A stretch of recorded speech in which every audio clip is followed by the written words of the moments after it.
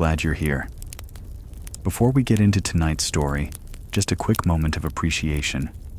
If you enjoy falling asleep to grim, historically accurate nightmares about how terrible life used to be, go ahead and hit subscribe. Only if you want to, though. And while you're settling in, comment below with what time it is for you right now and where you're listening from.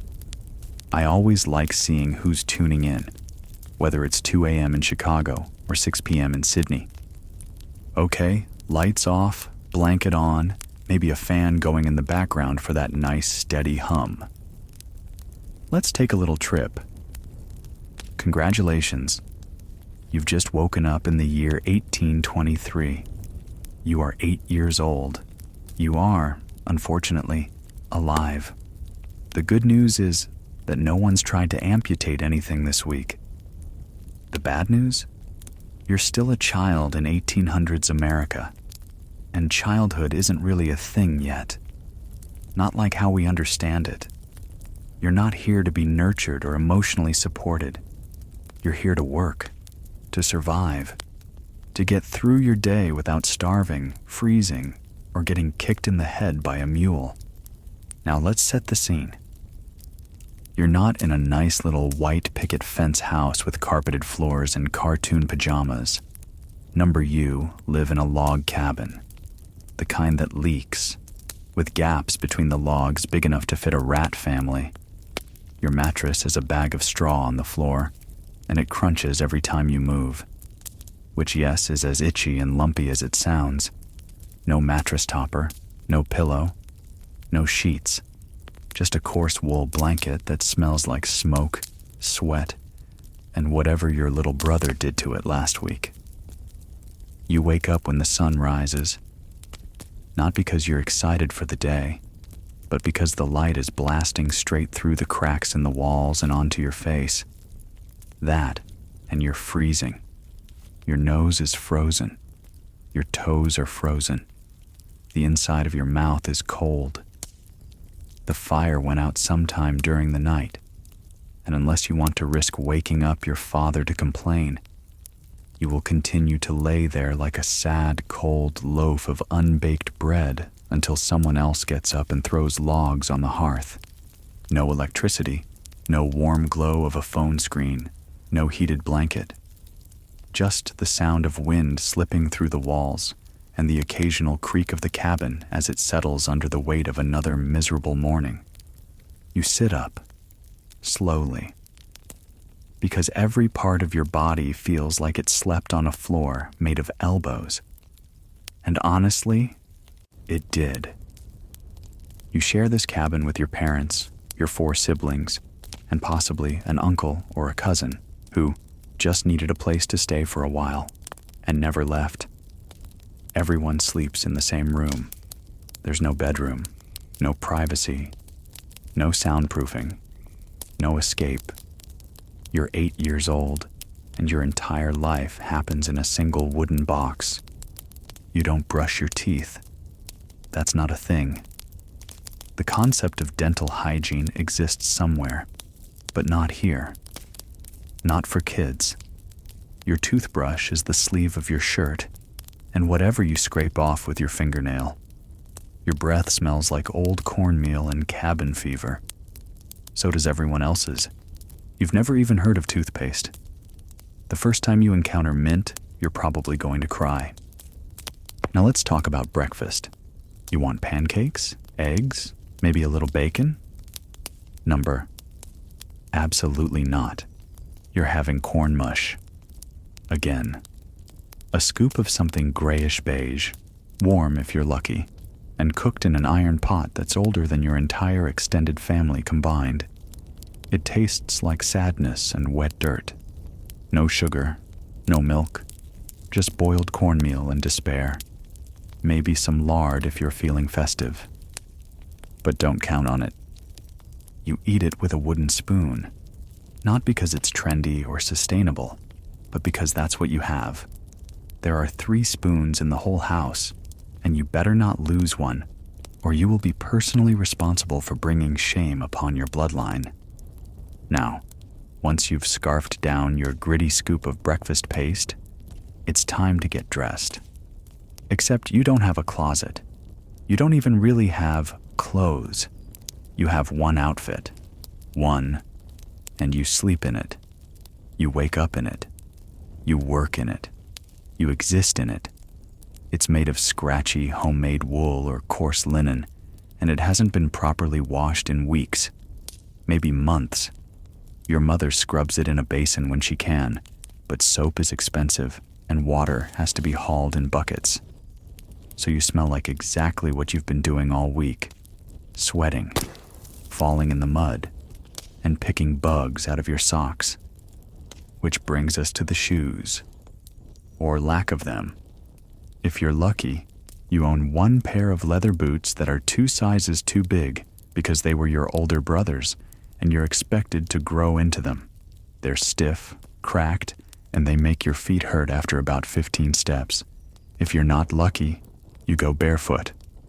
Through mud, through snow, through manure, through every unpleasant texture nature has to offer. You don't complain, not out loud, because your dad worked in a sawmill with 3 fingers and no days off, and he doesn't want to hear about how your toes are cold. Now let's talk about the bathroom situation. There isn't one. You pee behind the house, in a hole. If it's raining, you pee in the rain. If it's snowing, you make it quick and hope you don't slip. If you have to poop, you walk to the outhouse, which is a wooden box with a hole in the seat and enough flies to start a new civilization. It smells like every terrible thing that has ever happened. There's no toilet paper, just dried corn cobs. That's not a joke. That's the real tool of the trade. You don't even wipe. You scrape, tenderly, and with great regret. Then you go back inside or to work. Because remember, you're not a child in the way people think of children today. You are labor. You are an unpaid employee of the family survival project. If you live on a farm, you're already behind schedule. If you live in a city, you might be getting ready to work in a factory, or sweep chimneys, or haul water, or sell newspapers. Either way, you're not playing with toys. There are no toys. Your toy is a stick. And if you're lucky, maybe a rock. And if you're extra lucky, you haven't been hit with that rock yet. You have chores. Daily ones, hard ones. You feed the animals, if your family owns any. You sweep the floor, which is made of dirt, by the way, so sweeping it is mostly just pushing grime into different piles. You help your mom churn butter, or haul water, or clean something, or scrape something, or carry something. If you can lift it, it's your job. If you can't lift it, try harder. Your hands are rough, your fingernails are black, your elbows are scratched, your knees are perpetually scabbed. You're not coddled. You're not given time to rest or process your emotions. You are expected to be useful. And this is just the morning. We're not even to lunch yet. But let's pause here. You've survived the night. You woke up on a pile of straw. You ate a hot scoop of sadness. You cleaned your face with spit. You did your business in a fly-filled box. And now you're hauling firewood in shoes that may or may not exist. Welcome to childhood in the 1800s America. And this is just part 1. South. You've made it through the morning, mostly. You've earned at least 5 new blisters, 2 splinters, and the charming aroma of someone who's been sweating into wool since sunrise. Your arms ache from hauling things you didn't choose to lift, and your eyes are stinging because of the smoke pouring out of the wood stove that doesn't actually vent anywhere useful. But congratulations, you've survived the easy part of the day. Now it's time for work, real work. If you live on a farm, you're out in the field by mid-morning. You're 8, maybe 9. No one cares. You can walk. You can carry. That's all that matters. You're carrying buckets of slop to the pigs or chasing chickens who do not care that you're tired. You're picking stones out of the dirt so your father's rusty plow doesn't jam again. The sun is already too bright, the sweat is already trickling, and your shirt is stuck to your back like it's trying to become part of your body. If it's summer, the air smells like manure and old wood, and the kind of humidity that makes your armpits feel like they're melting. If it's winter, the air smells like wood smoke and your own breath frosting in front of your face. Either way, it's not pleasant. It's never pleasant. And if you don't live on a farm, if you're one of the lucky city kids, you might be working in a factory. Imagine this. You're 9 years old, working 12-hour shifts in a spinning mill. The machines are loud, so loud they rattle your teeth. The air is thick with cotton fibers that clog your throat and make your nose run constantly. You're barefoot because shoes slow you down, and the floor is slick with oil and sweat. Your job? Crawl under the machines and untangle threads while they're running. If you're not quick enough, you lose a finger, or worse. The overseer watches you like a hawk. If you mess up, you get hit. Sometimes with a stick, sometimes with a leather strap. There are no HR meetings, no lunch breaks, just a quick meal standing up in the corner and then back to work. Your stomach growls through most of the shift, but you learn to ignore it. Hunger is like weather. It's just part of the background. Now let's say it's your lucky day. You're not in a field. You're not in a factory. You're helping out at home. Hooray. You get to spend your day scrubbing the hearth, mending socks with holes big enough to swallow your hand, and trying to keep the chickens from eating the soap. And then, maybe, if the sun's still up and your chores are done, and no one's yelling your name in that special "Where is that child?" voice, you might get a few minutes to play. Let's talk about 1800s playtime. You do not have toys. There is no screen, no cartoons, no video games, no rubber balls or stuffed animals unless your family is rich. And spoiler alert, you are not. You have sticks, you have rocks, you have mud. If you're lucky, someone whittled you a spinning top out of wood. It doesn't work very well, but you act like it does because pretending is free. Maybe there's a hoop you can roll down the street, but you'll probably get yelled at for making too much noise. If you're a girl, your play is usually practice for adult responsibilities. You help with sewing. You stir the pot over the fire. You learn how to keep your younger siblings alive. Because one day soon, you're going to be a mother, possibly at the age of 15, and you'd better be ready. If you're a boy, you might be practicing how to chop wood without cutting your leg off, or you might be chasing rats out of the cellar with a broom, which is honestly more fun than it sounds. Oh, and schooling? That depends. Some kids went to school, mostly boys, mostly in the cities, and mostly if their families weren't too poor to spare them for the day. But even then, school wasn't exactly a wonderland of imagination and creative expression. It was one room, one teacher, a group of kids aged 5 to 15 all crammed together on benches. You learn your alphabet. You practice your penmanship with a chalkboard. You memorize Bible verses. You get hit with a ruler if you speak out of turn or forget your lesson.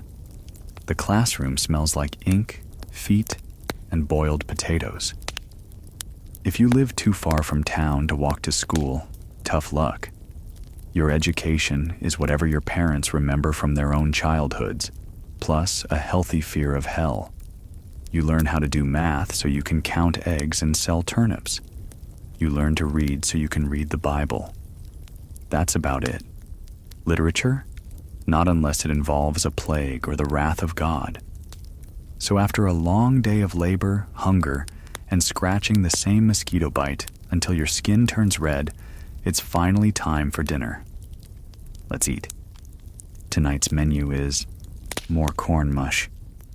surprise, maybe a slice of dry bread, maybe some beans, possibly a tiny chunk of salted pork that's so tough it might have actually been shoe leather in a past life. You chew and chew and chew until your jaw aches. You swallow. You feel slightly less hollow than before. Dinner is eaten quickly. At the table, if you're lucky. Standing up if you're not. No seconds. No dessert. You don't ask for more. You eat what you're given. You don't complain. Not unless you want to spend the next hour trying not to cry while pretending you just tripped on the woodpile. After dinner, you help clean up. You wipe the table. You sweep the dirt floor again, which again is still dirt. Then you might sit by the fire and listen to your parents talk about crops, debts, sickness, or the neighbor's barn burning down. You don't really get to talk. You're a kid. Your job is to listen and stay quiet. Maybe your father reads a page from the Bible. Maybe your mother mends another shirt. The fire flickers. The wind howls. You're exhausted. Not just tired. Bone deep exhausted. And it's not even 7 p.m. You curl up on your straw mattress, the same one you woke up in, with the same blanket, in the same air that smells like smoke, bodies, and soup. You're itchy. Your belly isn't quite full. Your hands are dirty, but there's no bath. You haven't had a proper bath in weeks. When you do bathe, it's in a metal tub in the middle of the room, with water heated on the stove, and usually shared by the rest of the family. By the time it's your turn, the water is brown and cold. You close your eyes. You try not to think about how cold your feet are. You try not to think about how much work is waiting for you tomorrow. You try not to think about the fact that childhood, for you, is basically just a long, exhausting audition for adult misery. You sleep. Or at least, you try. Because even in your dreams, you still hear the clanging of the cowbell, the creak of the wood, and the voice of your father muttering something about the roof needing repairs and the pigs getting sick again. And this was just one day. Just one normal, average, uneventful day of being a child in 1800s America. There's more. It's morning again. Because of course it is. You wake up to the same thing you fell asleep to. The sound of your father coughing, your little brother kicking you in his sleep, and the smell of damp wool, boiled cabbage, and smoke clinging to everything like a second skin. The fire went out overnight again, and the frost has crept into the cabin. Your breath comes out in little white puffs, and the tip of your nose is so cold, it actually hurts to touch. You peel yourself off the straw mattress. The hay pokes your back through your nightshirt, which is also your day shirt, which is also your everything shirt. You scratch at a bite on your neck, then immediately regret it, because your nails are filthy and you may or may not have fleas. Everyone does. It's not personal. Even your mom scratches behind her ear sometimes and pretends it's just a coincidence. Outside, there's frost on the ground. Inside, there's frost on the window, except your window is just a piece of animal hide stretched over a hole in the wall. So really, it's just a frozen flap that crackles when you touch it. Breakfast? Don't get your hopes up. It's leftover mush. Cold this time. You eat it anyway, because what else are you going to do? Complain? There's no other food. Not unless your family killed a chicken. And that doesn't happen unless one dies of natural causes, or stops laying eggs and your dad gets annoyed. You scoop up the gray lump, shovel it in your mouth, and chew without tasting it. You try to imagine something else, maybe pie or bread with butter, but your stomach laughs at the thought. The chickens are already clucking outside, which means it's time to get to work. Again. Because work doesn't take days off. Not in the 1800s. You're back in the fields, or chopping wood, or hauling water, or trying to fix the fence that the neighbor's cow broke last night. Again, if it's raining, you're working. If it's snowing, you're working. If your leg hurts or your fingers are numb or you haven't slept well in weeks, too bad. You work. And if you're a girl, it's not any easier. It might be worse. You're helping your mother from sunup to sundown. That means cooking, cleaning, scrubbing, spinning wool, stitching holes, shooing away the neighbor's kids, keeping your siblings from dying, and pretending like you enjoy all of it. You don't. No one does. But that's not really allowed to matter. And let's talk about chores. Real chores. Your chore list isn't written down on a cute little board with pastel markers. No one checks off a box. No one gives you a sticker. Your reward for doing your chores is not getting yelled at or getting to eat. You're sweeping the hearth with a broom made from sticks. You're picking up animal droppings with your hands wrapped in a rag. You're filling the wood box again and again. Because the fire keeps going out, and your father keeps saying things like, "We don't chop wood to admire it." The outhouse? Still there. Still horrible. If it snowed last night, there's now a layer of frost on the seat. You still have to go. The corn cob is still the preferred wiping method. If you're lucky, maybe a scrap of cloth, but good luck finding one that hasn't already been used as a bandage or a pot holder. And speaking of bandages, let's say you cut your hand today, maybe on a rusty nail, or maybe on a knife while trying to slice hard bread that could be used to defend yourself against wolves. There's no antibiotic, no disinfectant. You might dab a little bacon grease on it, wrap it in a strip of your old undershirt, and hope for the best. If it gets infected, hope you like fevers. Hope you enjoy being told to walk it off while you hallucinate about chickens yelling at you in Latin. No doctor is coming, unless you're wealthy or dying. And even then, doctor is a loose term, more of a guy with a saw and a strong stomach. Your parents love you probably, but they're exhausted, they're worried, they're buried under debt and land disputes, and the fear of losing another crop to weather or insects, or just plain bad luck. They don't have the time or emotional energy to help you figure out your feelings. They need you to survive. And that's it. You are not the center of attention. You are not the light of anyone's life. You are a walking, breathing, slightly sticky bundle of labor potential and future reproductive capacity. And now it's noon. Time for lunch. Guess what you're eating? It's mush.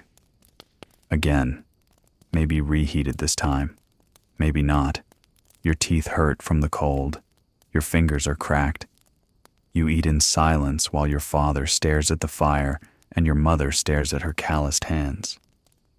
After lunch, you work more. Are you sensing a theme yet? There is no break. There is no nap time. There is no cozy story hour. If you're a city child, you might be running errands for your parents, carrying water from the pump, standing in line at the bakery, hoping they haven't sold out of the cheapest loaf before you get to the front. You carry coins in your pocket and pray you don't lose them, because if you do, dinner is ruined, and you will never, ever hear the end of it. If you're a rural child, you're in the barn, spreading straw for the animals, hoping you don't step in something warm and squishy. You're dumping out slop buckets. You're trying to not get bitten by the pig who is mean and probably smarter than you. And God help you if you're near a well, because if the bucket rope snaps and it's your fault, there's no second bucket. You're going down there, or someone is. and no one's going to thank you for it. Oh, and sickness? Still a thing. There's a cough going around the village. Your neighbor's daughter died last week. She was 7. No one says much about it, just shakes their head and moves on. That's life. That's childhood. People die. Kids die. You try not to think about it, but it hangs in the air like smoke. You sneeze once, and your mom squints at you. Drink onion tea, she says, and don't be dramatic.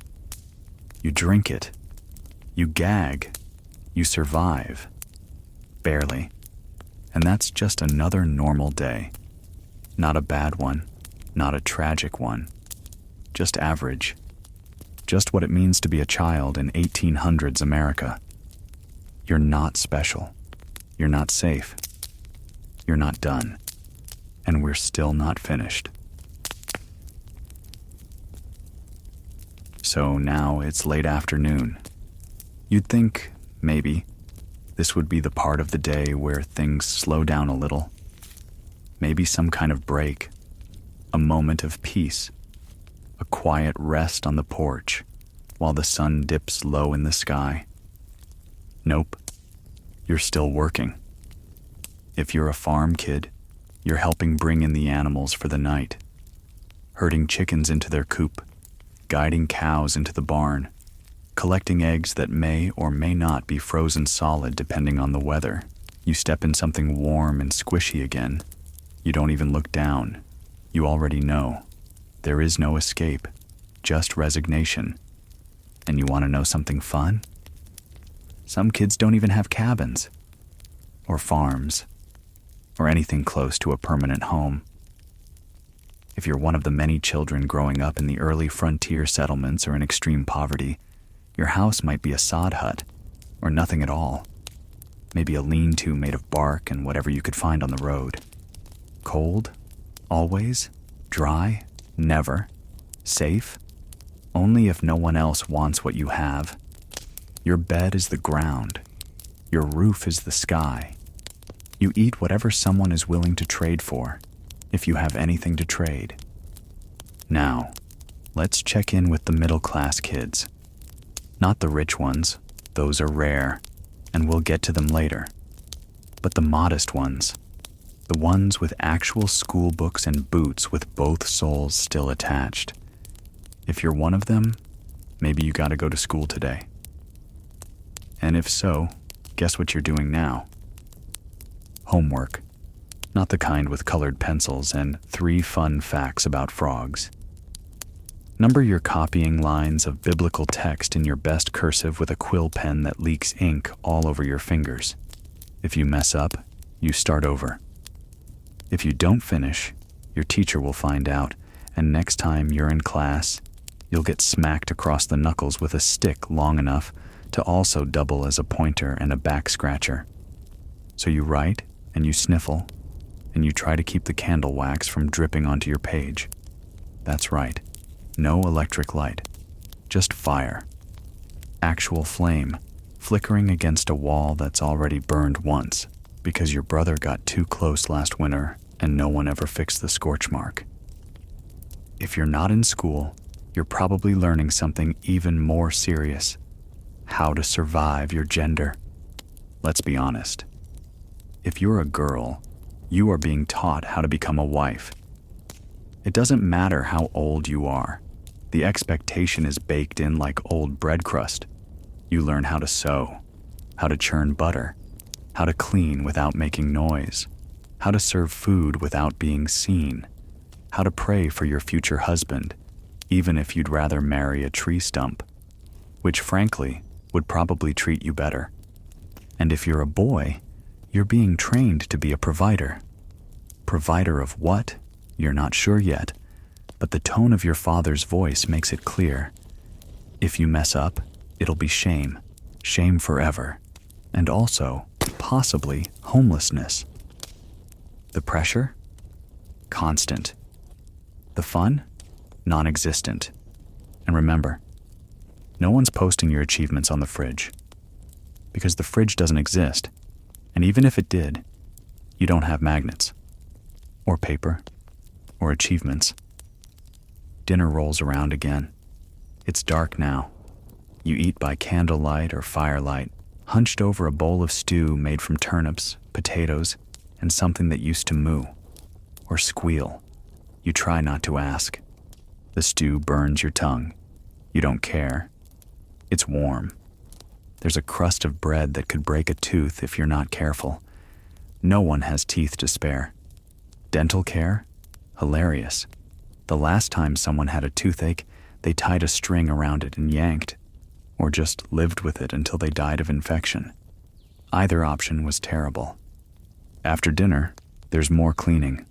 Always cleaning. And maybe, if the weather is decent and you're lucky, you go outside for a few minutes. But let's be clear, you're not going outside for fresh air, because the air smells like outhouse and animal waste and whatever's rotting under the porch. You're just going outside because the cabin feels like it's closing in on you. You stare up at the stars. They're bright, beautiful even, and completely useless to your current situation.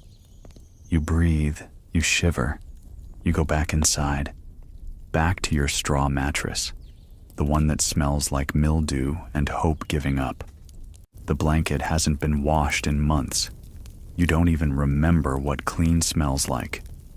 You curl up next to your siblings and hope no one wet the bed again. Spoiler, someone did. There's no bath. Again. You don't even ask. Your last one was 2 weeks ago in cold brown water that you shared with 3 other people. You scratch your scalp and hope those crawling sensations are imaginary. They're not. Outside, the wind howls. Inside, the fire crackles low. It won't last the night. You close your eyes and think about the next day. You already know what's coming.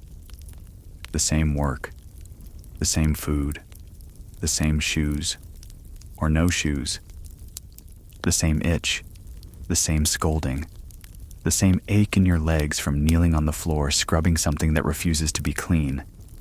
There is no weekend. There is no vacation. There is no escape. This is what being a child in 1800s America feels like. And tomorrow, it'll be exactly the same. If you're lucky. Because sometimes, it's worse. It's another day. You wake up again before the sun, again, because your father's already stomping across the floorboards, and when he stomps, everyone's up. It's the 1800s. Sleep isn't a luxury. It's something you do while waiting for the next set of chores. Your muscles ache before you even move. The cold hits your skin the second you toss back the blanket, which feels like peeling off your last layer of warmth and optimism. Your breath fogs the air in front of your face. You sniff. Your nose is crusty. You swallow and your throat's sore. But unless you're literally coughing up a lung, you're still expected to get dressed and help fetch water. Even if you are coughing up a lung, someone will hand you a rag and tell you not to bleed on the firewood. You slide on your stiff wool shirt and your same grimy pants, which haven't been properly washed since you outgrew the last size. The pants are patched in so many places, you're not sure what the original fabric looked like. You slap your bare feet against the icy floor and wonder what frostbite feels like. Then you remember. You already know. Your hands are red. Your fingers crack when you flex them. There's a split on your thumb that never fully heals. You've wrapped it with string. It helps. A little. Breakfast is, you guessed it, mush. Again. But today there's a treat. Molasses. Just a drizzle. Just enough to trick your tongue into thinking there's hope. You savor it like it's cake. Like it's the birthday you didn't get this year. Or last year. Because birthdays are not a thing. No one's lighting candles and singing to you in 1824 unless the priest is involved, and the candles are for your funeral. You eat quickly. Too quickly. Your stomach doesn't care. It wants something to work with, even if it's flavorless and gritty. You chew, swallow, and get moving. There's no brushing your teeth, no combing your hair, no changing into fresh clothes. You live in a world where hygiene is mostly theoretical. Let's talk about what happens when you get really sick. Because it happens. A lot. You're a child in a world with no antibiotics, no vaccines, no modern understanding of bacteria or viruses. If someone sneezes on you, it might be a mild cold, or it might be the start of a 6-week fever that leaves you deaf in one ear and too weak to walk straight. If you get a fever, your parents do what they can. They boil herbs. They lay wet cloths on your forehead. They whisper prayers. If they're desperate, they might bring in a doctor, if there's one nearby and they can afford the visit. But doctor means a guy with a case of tools, 0 hand-washing habits, and a deep love of leeches. You lie on a straw mattress, sweating through your only shirt, while someone pours onion broth down your throat and tells you to stay still. Meanwhile, the fire burns low, and someone else in the house is arguing about how much flour is left. You drift in and out of fevered sleep, the sound of coughing and chicken clucks in the background. You pray, even if you don't believe in anything, because there's not much else to do. And if you're lucky, you get better. If you're not, well, that's why graveyards are always on high ground, so the coffins don't flood. Let's say you're one of the lucky ones. You survive your illness. You're weak for weeks, but eventually, you're back on your feet. You return to work as soon as you can hold a bucket or stand for longer than 5 minutes. Your reward for not dying? More chores. That's it. Let's talk a little bit about your social life. You don't really have one. You know your siblings. You see your cousins if they live close enough. Maybe you wave to the neighbor's boy when you both pass each other carrying slop buckets. You don't have play dates. You don't even have shoes half the time. But if you're lucky, maybe once in a while, there's a barn dance or a church gathering, somewhere with pie and fiddles and gossip. You watch the older kids flirt awkwardly while pretending to be proper. You eat more food than you should, even if your stomach will punish you later. And for one night, you feel almost alive. Until the next morning, when the pigs need feeding again and the firewood's gone, and someone's yelling your name because the outhouse seat froze solid and needs fixing. Let's not forget about your teeth. They're falling out, slowly, painfully. By the time you're a teenager, you've probably lost a few. Not because you're a hockey player or a boxer, just because life in the 1800s is a slow-motion chewing accident. You eat hard bread, bite into undercooked beans, and chew on jerky so dry it's legally a weapon. You have no toothbrush, no floss, no fluoride. You might rub charcoal on your teeth if someone tells you it helps. It doesn't, but it gives your spit a nice gritty texture. Toothaches are a part of life. You live with the pain, or if you're brave, you yank the tooth out yourself. Maybe your father does it for you. With a pair of pliers he also uses to fix wagon wheels. He doesn't sterilize them. Why would he? You scream into a rag and pray it doesn't get infected. So now you're bleeding from the mouth, limping from a foot injury, and still expected to carry buckets of water before the chickens wake up. Being a child in the 1800s isn't cute. It's not charming. It's not cozy or rustic or magical. It's a boot camp for survival, where the only prize for making it to adulthood is more work and worse back pain. And if you think this is the worst of it, we're not even close. Let's pause for a second. You might be thinking, surely there's some comfort, something warm, something gentle. Let's try bedtime stories. Your bedtime story is probably a Bible verse, maybe about plagues, maybe about a child being smitten for disobedience, or maybe a local folktale, something lighthearted, like a ghost that lives in the woods and screams at children who misbehave. You don't get lullabies about twinkling stars. You get verbal warnings about wolves and rabid dogs and fire. You lay on your straw mattress next to your siblings, who twitch, snore, and occasionally talk in their sleep. And you pray the fleas don't crawl into your ears again. Now, let's talk weather. You don't get to skip chores because it's cold, or hot, or raining, or there's a foot of snow outside. In fact, in winter, you have more to do. Wood has to be chopped, constantly, because if the fire goes out, the cabin turns into a walk-in freezer. Your mother wears 3 aprons at once and still can't feel her feet. You wear socks with holes in them and shoes that leak. You wake up with frost on your eyebrows. You warm your hands over the fire until your skin hurts. You try not to cry because your tears will freeze to your face. And in the summer, the bugs are everywhere. There are mosquitoes, huge ones that hum like violins. They bite your neck, your arms, your face, your feet. There's no bug spray, no citronella. Your defense is smoke, standing near the fire and letting your skin marinate in it. And then there are the other pests: lice, fleas, bed bugs, rats in the walls. Sometimes you wake up with a mouse chewing the hem of your shirt. You name it. You cry when it dies, because that was your friend. Let's not forget the heat.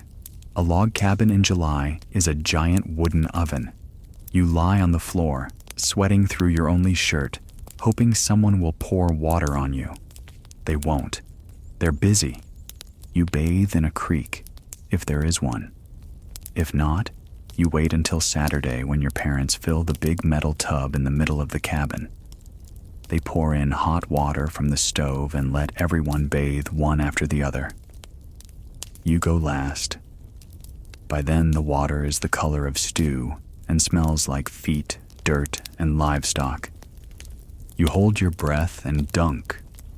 You hold still while your mother scrubs your scalp raw. You climb out, shivering, and dry off with a piece of fabric that was once a shirt but is now, apparently, a towel. No shampoo, no soap, unless it's lye soap your mother made, which smells like sadness and burns if it touches your eyes. You get dressed in the same itchy clothes and sit by the fire, waiting for your turn to cut your toenails with the same knife your dad uses to skin squirrels. Now let's imagine you're a girl in a larger town. You might be sent to live with another family to work as a maid.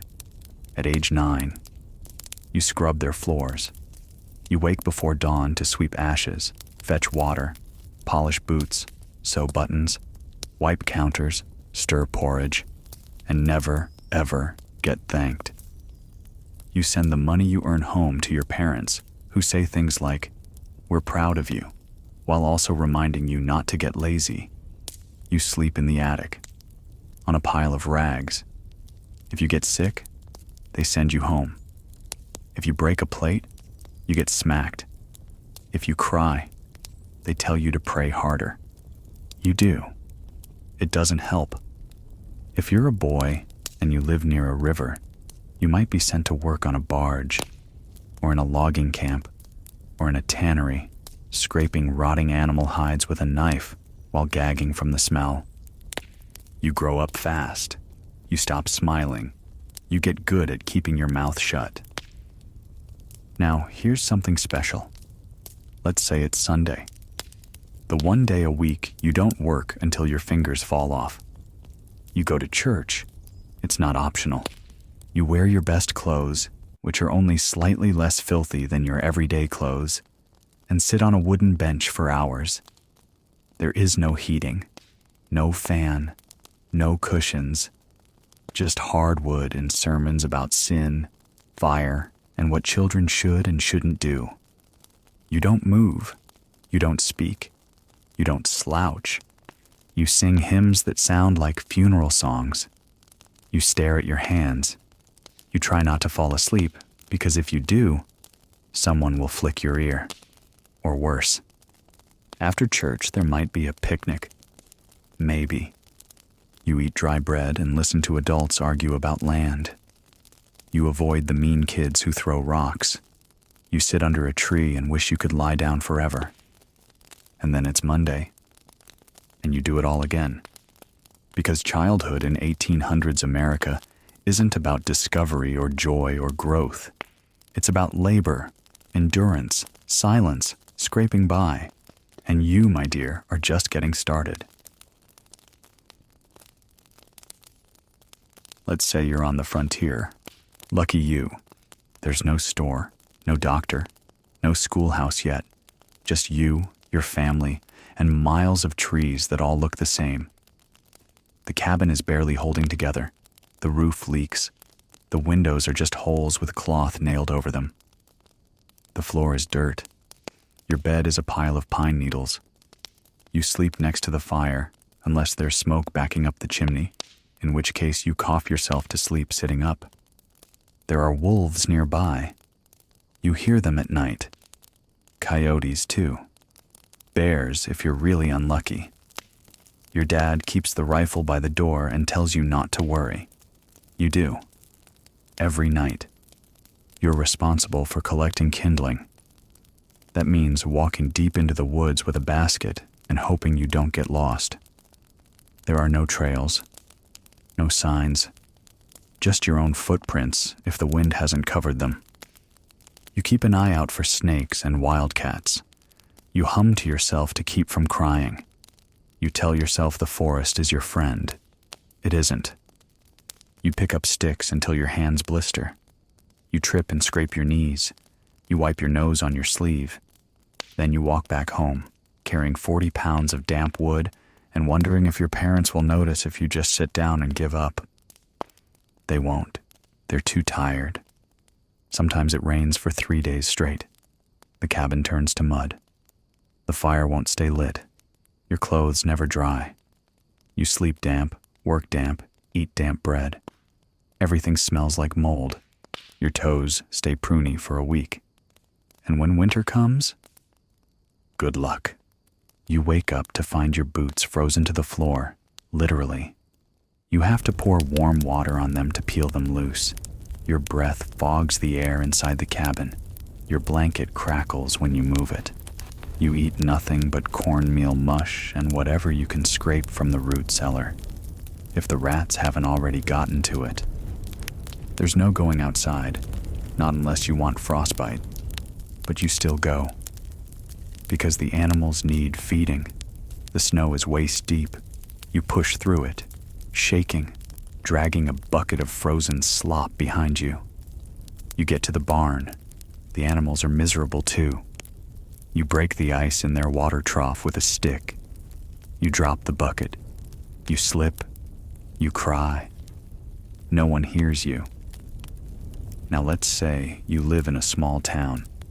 Your job might be delivering newspapers or running errands for the local storekeeper.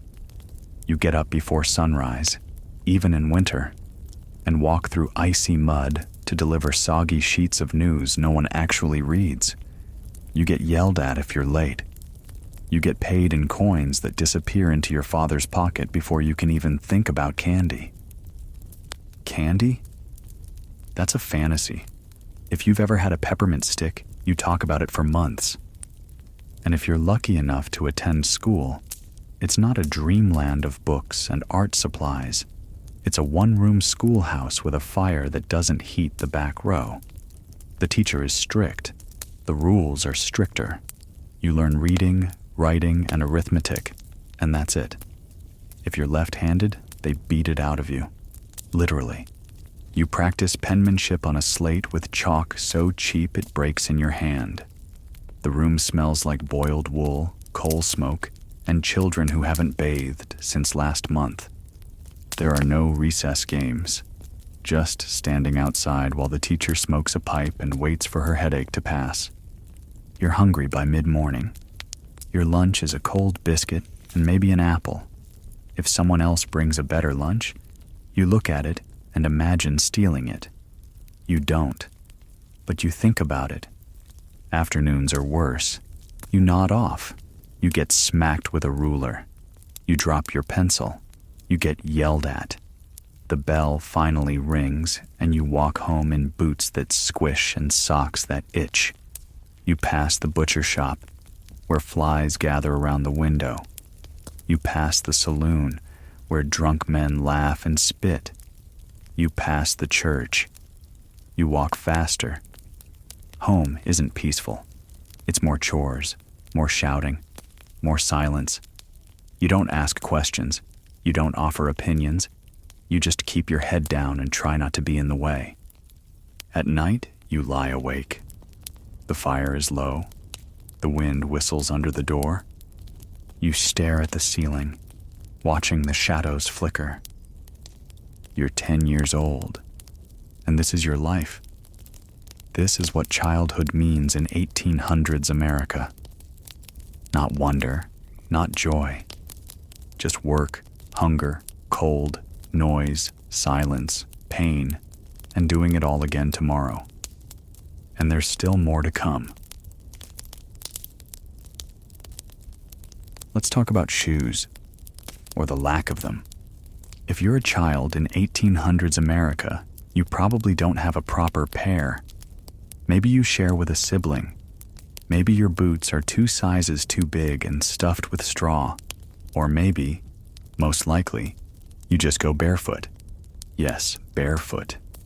Through fields, across rocks, into icy puddles, through manure piles, over sharp sticks, and down muddy roads. You step on thorns. You step in something squishy. You stub your toe on a root and limp for 2 weeks. No one has sympathy. Shoes are expensive. Your feet are expected to toughen up. You can tell the difference between city kids and country kids by their feet. City kids might get 1 pair of boots for Sundays, polished and stiff. Country kids have calluses so thick they could walk across gravel barefoot and barely flinch. Let's talk Sunday best. That's the one outfit you have that isn't totally falling apart. You wear it once a week. It's itchy. It's tight in all the wrong places. If you spill anything on it, you'll be scrubbing it with lye soap while your mother yells about how fabric doesn't grow on trees. You wear it to church. You sit still. You smile politely. You pretend not to notice that someone next to you smells like unwashed hair and regret. And speaking of smells, let's take a moment to honor the full-body assault that is the smell of childhood in the 1800s. You smell like smoke. Always. You smell like sweat. Always. You smell like wet wool, boiled cabbage, dirt, and whatever you stepped in near the barn that morning. Everyone around you smells the same, so you don't even notice. Until someone visits from another town, and suddenly you're aware of just how ripe you and your entire family are. The phrase, nose blind, hasn't been invented yet, but you live it every day. Let's talk toys. You don't have them. Not really. Maybe someone carved you a spinning top. Maybe you play marbles, if you've got some. Maybe there's a rag doll your older sister made by stuffing corn husks into an old sock.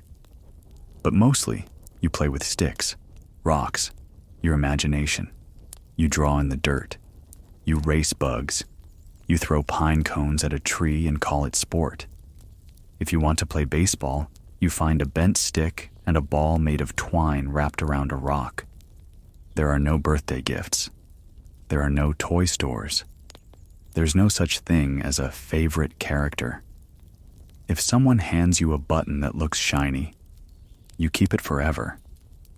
And if it breaks, that's it. Gone.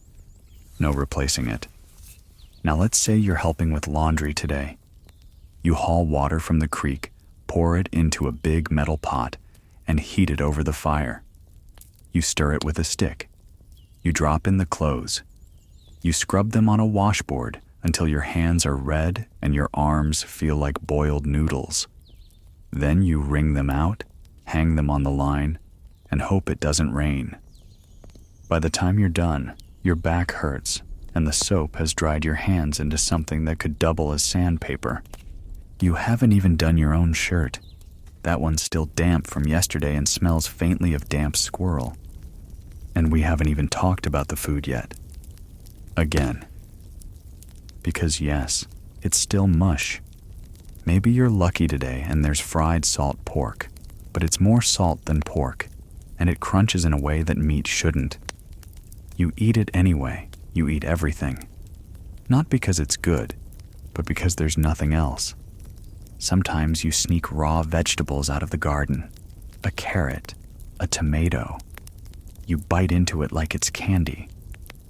Because it is nature's candy. And your only chance at fresh food that hasn't been dried, smoked, or pickled until your tongue goes numb. And if you steal food, you're in big trouble. Corporal punishment is normal, expected. If you disobey, you get the switch, or the belt, or a wooden spoon. Not in an I'm grounding you from the iPad kind of way. In a real, painful, don't tell anyone at church kind of way. You cry. You try not to cry. You learn not to make noise when you cry. You get good at going quiet, at being small, at disappearing into the corners of your own house. And if you're older, you might already be working full-time. At 12, you could be apprenticed to a blacksmith. That means getting up before dawn, hauling coal, stoking the fire, and holding red-hot metal while trying not to pass out from the heat. If you're 13 and unlucky, you're working in a mine. You carry rocks. You breathe dust. You cough black into your hand and pretend it's nothing. And if you're a girl, you're probably already being told to get ready for marriage. At 13, at 14, your mother pulls you aside and starts explaining how to make bread rise properly, how to hold in tears during childbirth, and how to keep a husband happy even when he's awful. You nod. You don't understand. You pretend you do, because asking questions isn't safe. So here you are, young, tired, dirty, hungry, already aching in places that shouldn't ache, already worried about things you shouldn't even know exist. You lie down on your mattress, your arms throb, your legs twitch. You're too tired to dream. This is childhood. This is survival. And guess what? You still wouldn't last a day. You want to know something else that makes this worse? You don't even know it's terrible, because it's all you've ever known. You don't know what a hot shower is. You don't know what clean socks feel like fresh out of a dryer. You've never tasted cold milk from a fridge or slept on a memory foam mattress. You don't have a toothbrush, much less one that buzzes. You've never seen a mirror that wasn't cloudy and warped. You've never heard music that didn't come from someone half asleep plucking a banjo with missing strings. So, you don't complain. Not out loud, because no one would listen, because no one can do anything about it. This isn't a rough day. This isn't a hard week. This is just your life. And if something actually goes wrong, if a crop fails or a cow dies or your father gets hurt chopping wood, the whole house unravels. One disaster is all it takes to send your family into real hunger. Not just, we're out of molasses. I mean actual hunger. No food, no flour, no coins to barter with, no backup plan.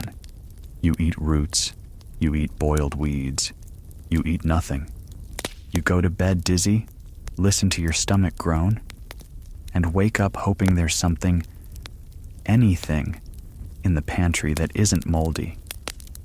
And if you're poor and black in the South, it's not just terrible. It's dangerous. You might be free, but only on paper. If someone wants to accuse you of something and drag you away, there's not a lot stopping them. You know your place, and it's not the front of anything. Your family lives in fear, the kind of fear that sits in your bones and whispers, "Don't draw attention." Your parents teach you how to act around white people. You learn to keep your eyes low, to smile just enough, to speak only when spoken to. You learn to survive. You don't have time to be a kid. And if you're indigenous, the government's already taken your land, or is planning to. Your people are being pushed west, promised things they'll never get, and forced to live in places no one else wants. You live with the stories your elders tell about how it used to be, how rich the land was, how the rivers used to sing. You know your way of life is being crushed, slowly, by boots and paper and greed. You hold onto your language, your culture, your memories, even as your home disappears around you. So no, childhood isn't a golden age in the 1800s. It's not freedom. It's not safety. It's not soft. You don't have stuffed animals. You don't have birthday cake. You don't even have time to wonder what else life could be. Because every minute of your day is spent doing what must be done. Feeding animals, carrying buckets, sewing, sweeping, hauling, waiting, and praying you don't get sick, and praying someone else doesn't get sick, and praying the barn roof doesn't cave in before winter ends, and praying your father doesn't come home angry from town with bad news about the crops, and praying, quietly, that maybe next week things might feel just a little easier. They probably won't, but you still hope, because you're a kid. And even in the worst conditions, you find a sliver of that stubborn, glowing thing that hasn't been stomped out yet. You sing while you work. You chase chickens and laugh when they run funny. You carve your name into the side of the barn with a rock and pretend it'll still be there in 100 years. You whisper stories to your siblings as you lie in the dark. You survive, because that's what children did in the 1800s America. They endured. They grew up too fast. They didn't complain. They didn't get time to cry. They just kept going. And if you're still awake, you're lucky to be here. You're lucky your mattress isn't made of straw and small animals.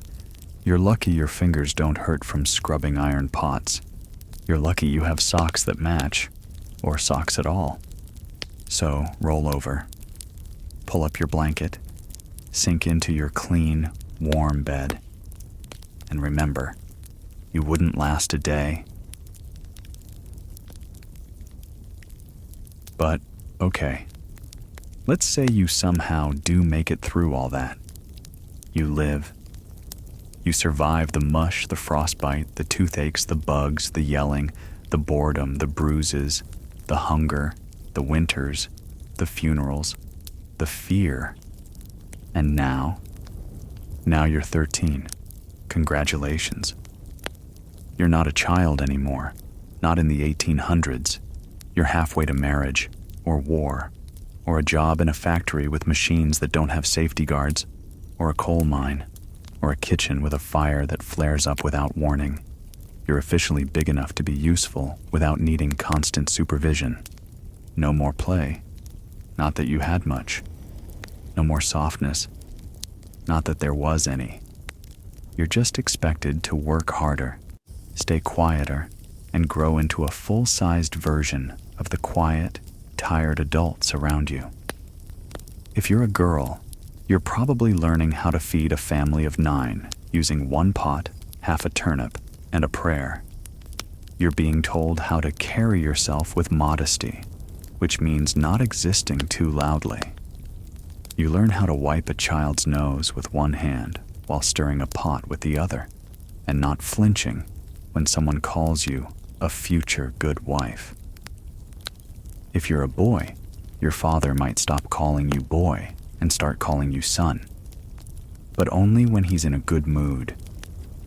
You get to help him plow fields, chop trees, hammer nails, or carry lumber so heavy your spine makes a noise you weren't expecting. You pretend it didn't hurt. You tell yourself this is what men do. You don't question anything. You don't dream too much. You just keep going. Because everyone else is too. You notice things now. Your mother's hands, they're always red, always moving, always swollen. Your father's back, bent, quiet when he thinks no one's looking. The way the older kids around town stop smiling. The way the teacher sighs when she thinks she's alone. The way your neighbors whisper about sickness and land and losing things they can't afford to lose. You see it, and you start to understand. This world is not here to comfort you. It's not interested in your joy. It's here to test you, break you, and if you let it, forget you. But somehow, you're still here. Your feet are cracked and tough. You've learned which berries not to eat. You know how to read. A little.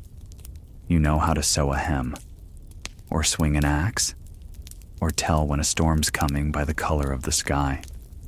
You've learned to keep your head down when adults argue, to slip out of the room before the yelling starts, to chew slowly so your stomach doesn't cramp, to stuff a rag in your shoe to plug the hole. You've made it this far, and no one threw you a party. No one noticed, because they're too busy surviving too. And as the fire dies down again, and the wind rattles the walls, you crawl back into the bed you share with two siblings. One of them snores. The other talks in their sleep about bread. You close your eyes, and in the quiet, in the dark, you think, is it always going to be like this? Probably. At least until you're old enough to have kids of your own. Then it just gets worse. Because now you have to teach them how to survive it too. And they'll ask you, was it always this hard? And you'll say, yes. And then you'll send them outside to fetch water before the sun's up, and the cycle starts all over again. Because this is 1800s America. Childhood is a privilege you don't get. You get work. You get cold feet. You get yelled at for leaving the barn door open. You get a hard biscuit, a straw mattress, and a vague hope you'll live long enough to lose your teeth the old-fashioned way instead of in a bar fight over butter. So the next time you feel like complaining about slow Wi-Fi or that your hoodie didn't dry in time for school, just remember. No matter how bad your day is, you still have indoor plumbing. You still have toothpaste. You still have the option to not eat boiled turnips 6 nights a week. And most importantly, you still have a bed. A clean, soft, warm, peaceful bed where no rats live, where no one snores into your neck, where you can sleep without worrying about the roof collapsing or your breakfast running away overnight. So close your eyes. Breathe in, breathe out. Feel your limbs sink into the sheets. Because no matter how your day went, no matter what tomorrow brings, you're not living in the 1800s America, and you should be very, very thankful for that. Now sleep well, and maybe, just maybe, dream of shoes that actually fit. Let's say you've made it through another day without collapsing. Your hands are chapped. Your shirt is damp from sweat, and then from cold, and then from someone spilling dishwater on you. Your stomach is full of something vaguely food-shaped. You don't ask what. It's warm, and that's enough. You lie down. Not in your own bed, because you don't have one. Not in a quiet room, because there is no such thing. You lie on a pile of blankets beside your younger brother, who kicks in his sleep and has a cough that's been getting worse since last week. Your sister sleeps on the other side of the room, near the fire. She turns away from the sparks that pop through the cracks in the stove. No one says goodnight. Not really. It's just understood that you all go quiet when the fire goes low and the wind starts howling through the walls again. There's a draft. There's always a draft. You curl up and try not to think too much, because thinking makes it worse. But still, you think.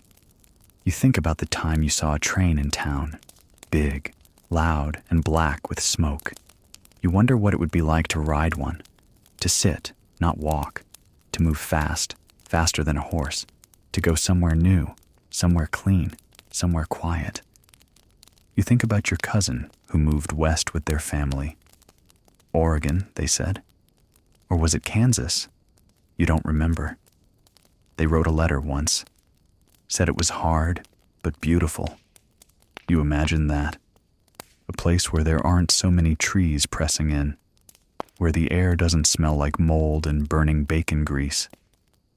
You wonder what beautiful means. You try to picture it. You fall asleep with that word in your head. Beautiful. It sounds made up, but sleep doesn't last. Because in the middle of the night, your little brother wakes you up crying. His ear hurts. Again.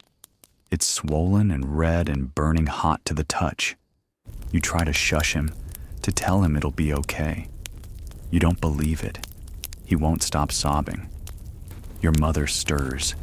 She's so tired she can barely lift her head. She mumbles something about warm cloth and whiskey. You get up and soak a rag in leftover bath water.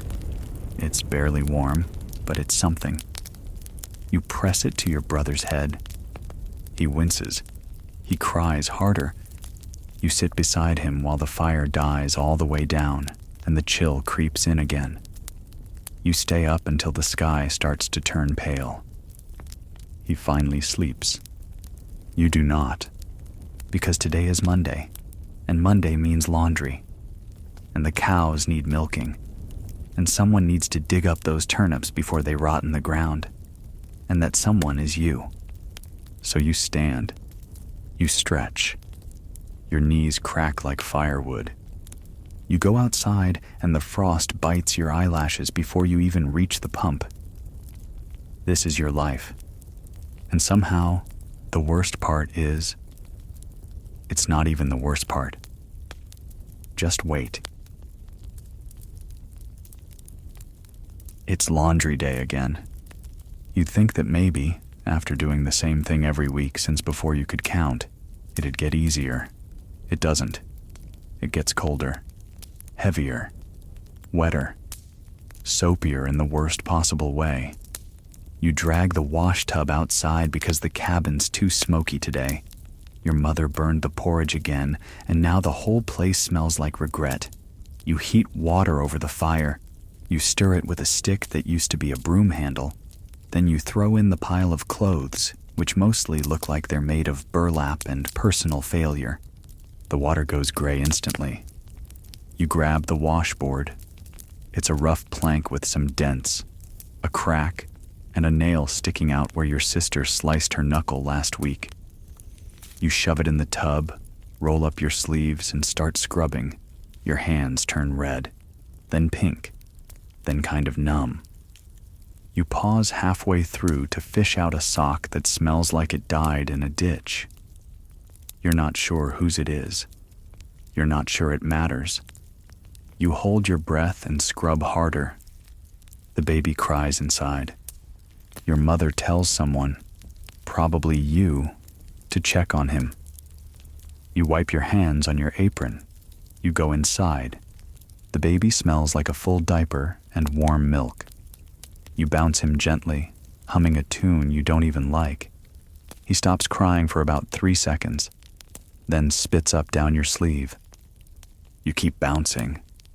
Back outside, the sun's gone behind clouds. The wind picks up. Your wet sleeves stick to your skin. You sigh. You wring out another shirt. You hang it on the line with frozen fingers. The clothespin snaps. You jam it back on anyway. By the end, your arms feel like raw meat. The laundry's stiff and crooked. A wind gust knocks 2 shirts into the dirt. You leave them there. You're too tired to care. You walk to the barn because your brother forgot it was his turn to muck it out. You grab the pitchfork. You brace yourself. You enter. The smell punches you in the throat. You gag, but only once. You've built a tolerance. You shovel straw, manure, and mystery fluids into a pile. You drag the pile to the compost heap. You rinse your boots in a puddle. You wipe your face with a sleeve that's already covered in baby spit. You breathe deep and regret it. You look up at the sky. It's still morning, and this is just Monday. Let's talk about school again, if you're even lucky enough to go. You walk 5 miles, uphill, in both directions. Okay, not really, but it feels like it. Through mud, through sleet, through that awful in-between season, when the road is half ice and half something that wants to eat your shoes. You carry your books wrapped in twine. You carry a lunch pail that smells like last week's onions. You hope today the teacher doesn't make you recite. You hope you don't fall asleep again during arithmetic and get wrapped across the knuckles with a ruler that has a chip in it shaped exactly like pain. School isn't joyful discovery. It's repetition, memorization, humiliation. The benches are hard. The ink smells funny. Someone always throws a spitball when the teacher isn't looking. You laugh once and get punished for disruption. You stay silent and get punished for daydreaming. There is no winning. At recess, if there is any, you stand outside in the cold, stare at the trees, and maybe trade buttons with someone who found one in the mud. It's the most exciting part of your week. You treasure that button like gold. Then you drop it in the outhouse by accident, and you mourn it, quietly, forever. The outhouse. Let's talk about it. Because sooner or later, your body has to deal with all that cornmeal mush and overcooked beans. And when it does, there's no porcelain toilet waiting for you, no seat warmer, no scented candle, no tile floor you can tap your foot on while scrolling your phone. There's a shed, a cold wooden box with a crooked door and a hole cut in the middle. You walk out there alone, usually in the dark, carrying a lantern if you're lucky, hoping the ground isn't too frozen, hoping the wind doesn't blow out your flame, hoping nothing is already inside the outhouse, like a snake or a raccoon, or worse, a sibling hiding just to scare you. The door creaks. The seat is splintery. You sit for as little time as possible because the wind howls through the gaps in the walls and the smell is something between dead mouse and despair. There's no toilet paper. You get leaves, or a rag, or corn cobs. Yes, corn cobs. Try to imagine explaining that to someone in the year 2025. You finish quickly. You step outside. Your hands are numb. Your ears are frozen. You walk back toward the cabin with your lantern swinging and your dignity somewhere back in the pit. And in summer? Oh, it's worse. Flies. So many flies. Buzzing, crawling, landing, breeding. You learn to hold your breath for long periods of time. You learn to make decisions very, very quickly. You learn that whatever dignity you thought you had, gone. Gone with the wind and the corn cob. Now let's go back inside. The baby's screaming again. Your mother's at her limit. She hands him to you. No questions, just here. You take him. You rock him. You pat his back. He throws up on you again. You try not to flinch. You succeed. This is your life now. Your baby brother is your part-time job. You feed him mashed peas. You wipe his nose with the corner of your apron. You catch him before he tips over into the fire. You sing to him, even though you don't like your voice. And when he finally sleeps, you collapse next to the stove, next to the broom you haven't had time to use, next to the potatoes someone dropped and forgot. Your neck hurts, your knees ache. You're not even old enough to ride a horse yet, and somehow you already have lower back problems. And guess what? It's almost supper time. You know what that means. More porridge. Maybe a turnip. Maybe a turnip and porridge. You help peel it. The knife is dull and the turnip is hard. You scrape your knuckle. You bleed a little. You wipe it on your sock and keep peeling. You help stir the pot. You taste it. Too bland. You add salt. Still bland. You add sadness. Perfect. Everyone gathers at the table. You say grace. You chew in silence. The baby sneezes directly onto your biscuit. You eat it anyway. Because food is food, and biscuit is biscuit. You finish dinner with that special kind of aching that lives in your spine and settles behind your eyes. The kind of exhaustion that isn't just from the day, but from the whole week, maybe the whole year. You're not sure how long it's been since you felt something close to rested. Your stomach is technically full, but the food was so bland and repetitive that it barely felt like eating. It felt like fueling a fire that's already running low on wood. Your chair creaks when you shift. Someone coughs. Someone else stifles a burp. Your father mutters something about the frost hitting early this year, and everyone at the table just kind of nods, as if early frost is a personal betrayal that none of you are brave enough to talk back to. You start clearing the table without being asked. Of course you do. If you wait to be told, it means your mother's already noticed your hesitation, and then you're on thin ice. So you scrape plates into the slop bucket. You rinse bowls in water that's already murky. You wipe the table with a cloth that, objectively, makes things worse. But no one says anything because no one wants to be the one to suggest boiling it again. You move through the kitchen like a ghost with dishwater hands, barely registering the cold, creeping back through the floorboards. You're used to it. Cold feet are part of the uniform. Eventually, someone stokes the fire. The stove pops and hisses, a few orange sparks lighting up the shadows across the walls. Your little brother has fallen asleep with his hand in the flour bin. Again. No one moves him. He'll wake up when he wakes up, covered in white powder, looking like a haunted loaf of bread. It's fine. You sit down on a wooden stool that's slightly too low and slightly too wobbly and lean forward until your forehead rests on the palm of your hand. You breathe in the smell of smoke and onions and old socks. You don't even notice it anymore. The house always smells like this, like hard work and too many people in too little space. You close your eyes for just a second. Maybe you doze off, or maybe you just pretend you did. Because pretending is the closest you're going to get to actual sleep until someone rings the bell for bed. Then it happens. Your name.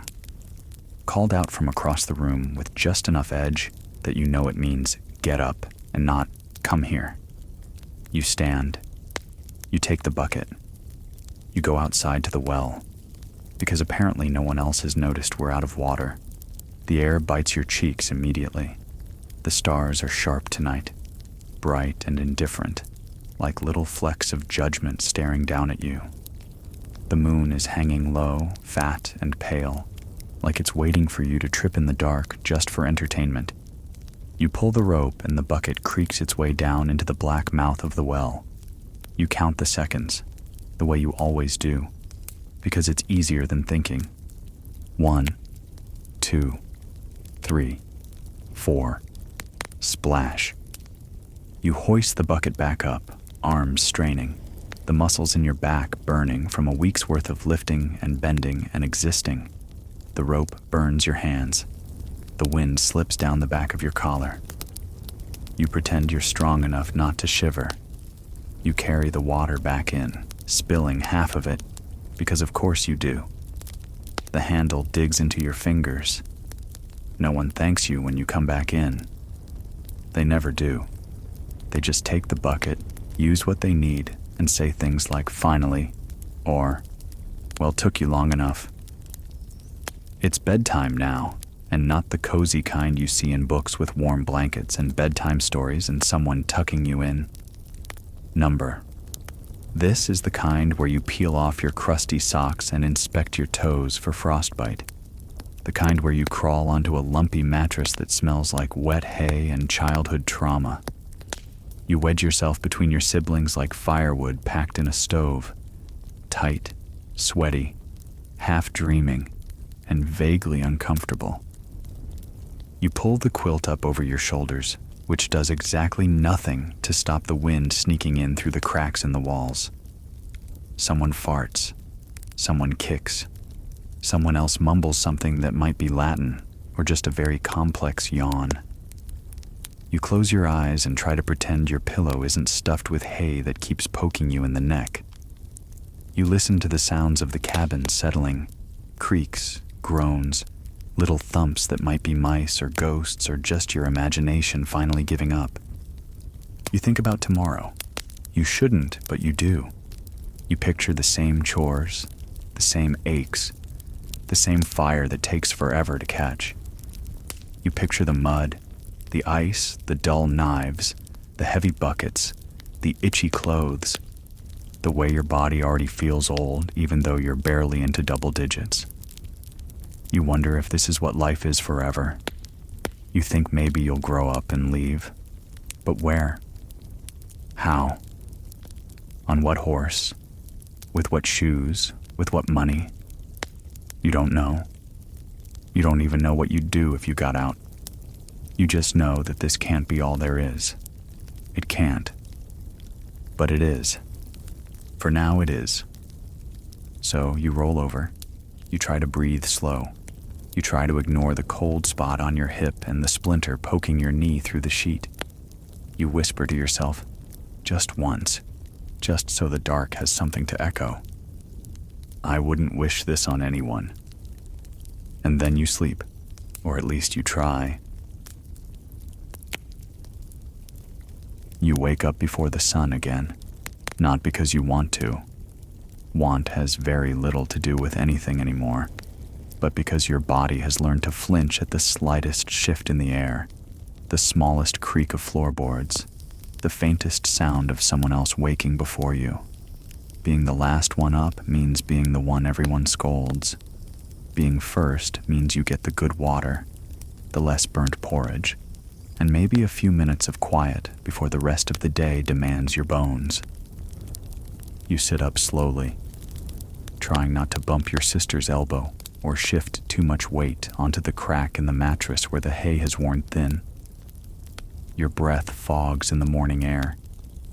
The cabin is cold enough that your eyelashes feel stiff, and the ends of your hair are damp from your own breath trapped in the blankets.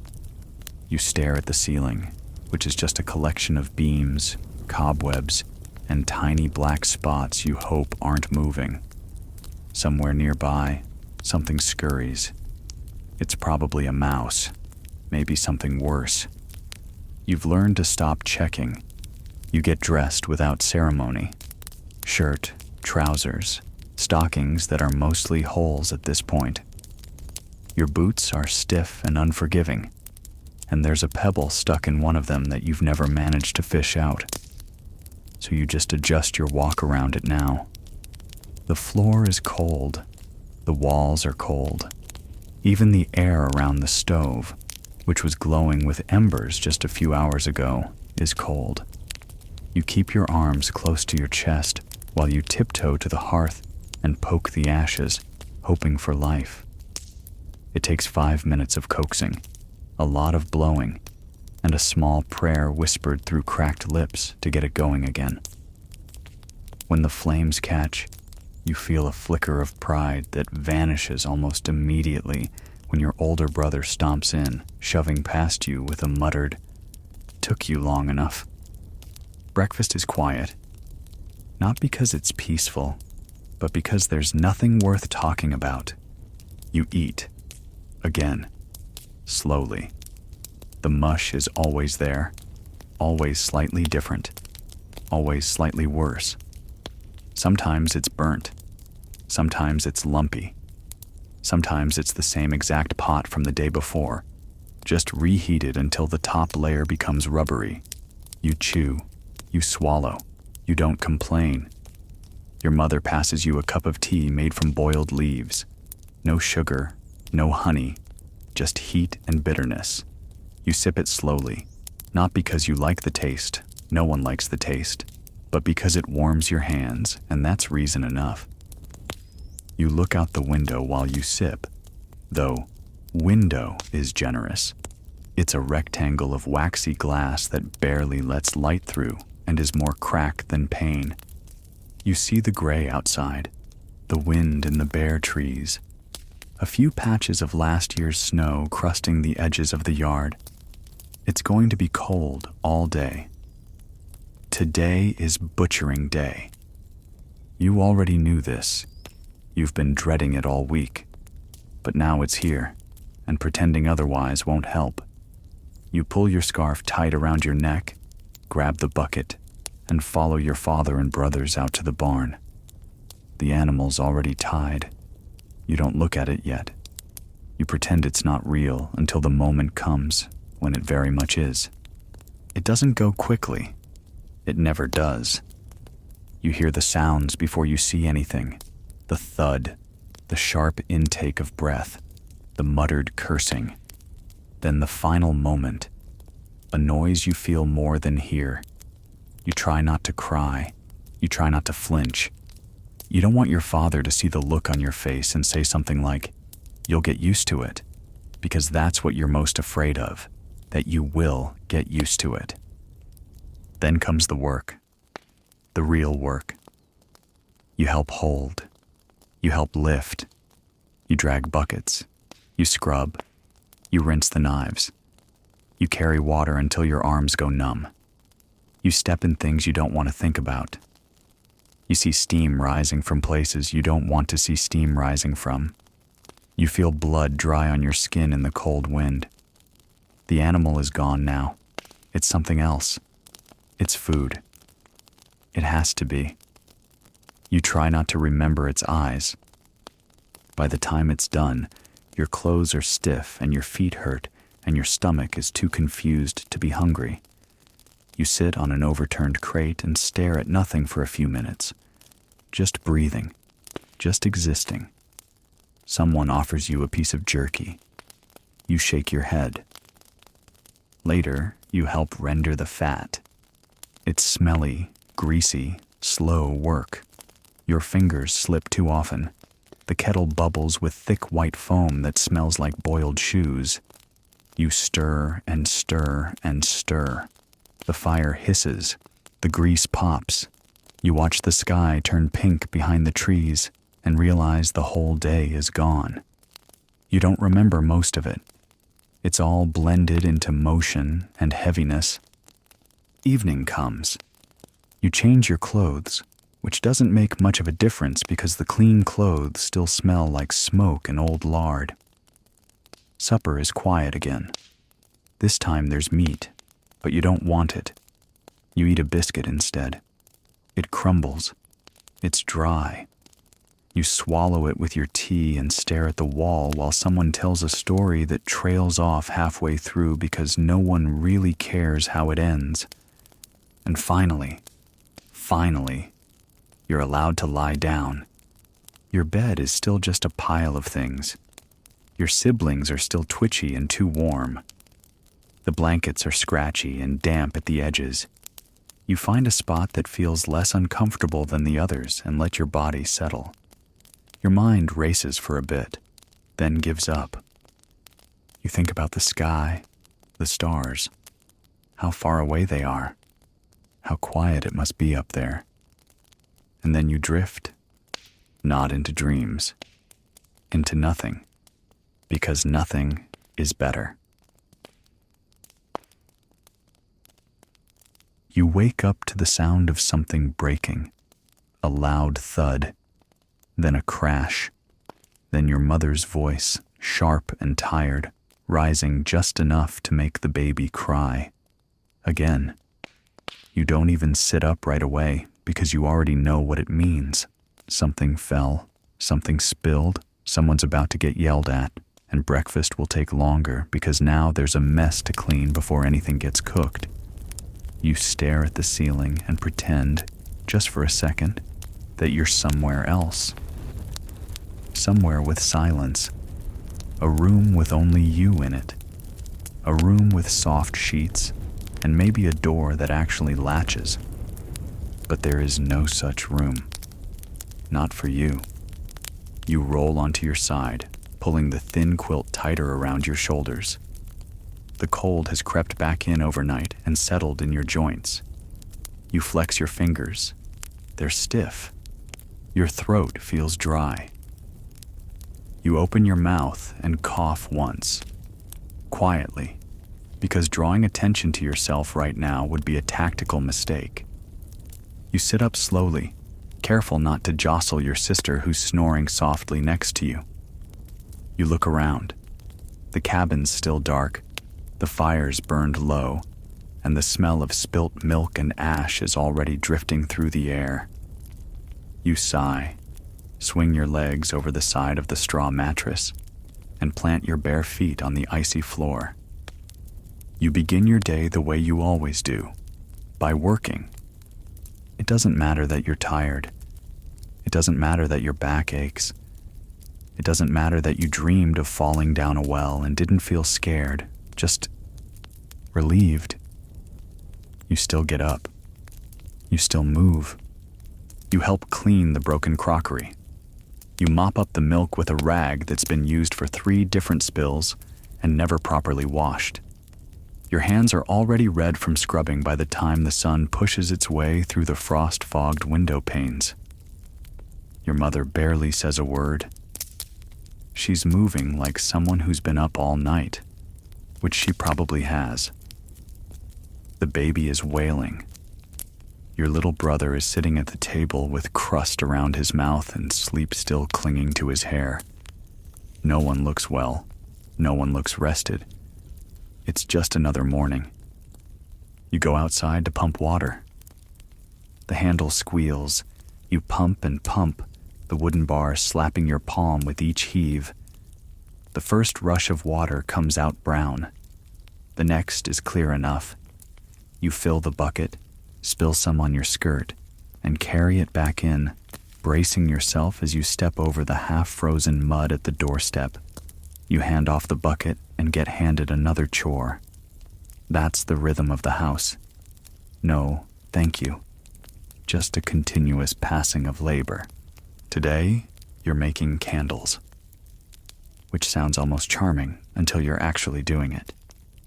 You melt the fat from butchering day, and it smells just as you remember, like hot bones and regret. You cut wicks, you dip them, over and over, into waxy, lumpy tallow that clings to your skin and refuses to come off. The cabin fills with a thick, greasy smoke that makes your eyes sting. You stop blinking after a while. The smell will stay in your hair for days. But candles don't make themselves. After a few hours of this, your hands are slick. The floor is sticky. Someone trips over a cooling rack, and 3 half-formed candles hit the dirt and pick up a fine layer of ash and fur. No one says anything. You just scrape them off and pretend it didn't happen. Perfection is for rich people. You settle for usable. By the time the candles are done, it's almost midday. The sun is finally up, but the warmth it gives off is laughable. You step outside to breathe air that doesn't reek of melted fat and wood smoke. It's still cold, but the sky is blue and the trees are swaying gently, like they don't have anything better to do. You sit on the back stoop, rest your chin on your hand, and try to remember what it feels like to be clean. And while you're out there, you see the neighbor's girl walking down the road with a basket under her arm and a scarf wrapped around her head. She's probably about your age. Her dress is a little nicer than yours, but not by much. She sees you, nods once, then keeps walking. That's the whole exchange. No words, just mutual awareness. 2 tired kids pretending not to notice how tired the other looks. You think about what she might be doing. Maybe fetching eggs, or borrowing a jar of molasses, or going to see the school teacher about her younger brother's reading. You wonder if she feels the same heavy pull behind her ribs all the time. That same quiet voice that whispers, "This can't be all there is." But of course it is, because you're a child in the 1800s America. There's no magic letter coming to take you to a castle. No rich relative who's going to appear out of nowhere and say, "Surprise, you're the heir to a steamship empire." There's just work, dirt, more work, short winters, long winters, sickness, scrubbing, praying the chickens don't freeze, or that the cows don't get into something poisonous, or that no one in the family comes down with a fever you can't afford to treat. Eventually, you get up. You go back inside. You check on the baby. Still crying. You check the stove. Still low. You check your soul. Still hanging on. Just barely. And you keep going. Because you have to. Because that's all you've ever known how to do.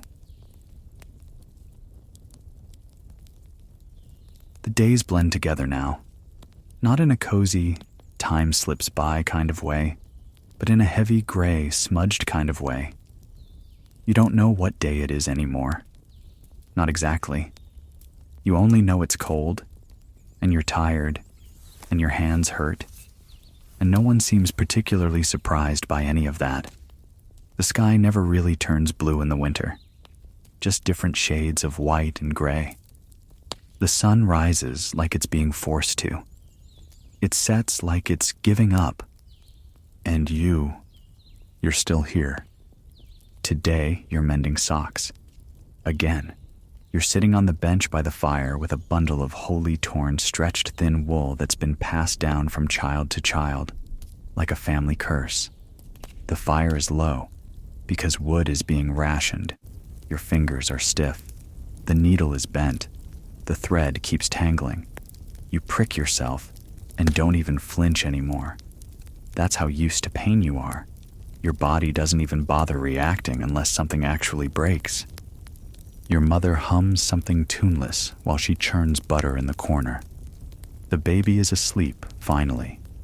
There's a pot on the stove full of beans, or something pretending to be beans. The cabin smells like damp wool, burnt wood, and something faintly sour that no one can locate. You lean your head against the wall and close your eyes, just for a second.